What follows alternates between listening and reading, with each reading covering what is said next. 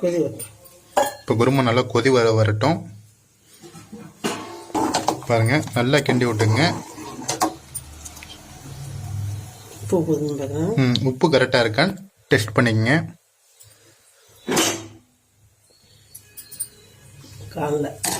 உப்பு வந்து எங்களுக்கு கொஞ்சம் லைட்டாக பத்தலை, அதனால் வந்து உப்பு ஆட் பண்ணிக்கங்க. உப்பு வந்து 1 ஸ்பூன் நாங்கள் ஆட் பண்ணுறோம். உங்களுக்கு டேஸ்ட் பண்ணி எவ்வளோ தேவையோ நீங்கள் ஆட் பண்ணிக்கங்க. இப்போ நல்லா கிண்டி விட்டுக்குங்க. நல்லா டேஸ்ட்டாக வந்திருக்கு குருமா. இப்போ கருவேப்பிலை ஆட் பண்ணிக்கங்க மேலே. அடுத்த மல்லித்தழை ஆட் பண்ணிக்கலாம். இன்னும் கொதி வரல, கொதி வந்த உடனே நம்ம மல்லித்தழை ஆட் பண்ணிக்கலாம். பாருங்கள் ஃப்ரெண்ட்ஸ், நல்லா கொதி வருது. பாருங்கள் நுரை எப்படி தள்ளுது பாருங்கள். சூப்பராக நம்மளுக்கு கொதி வருது.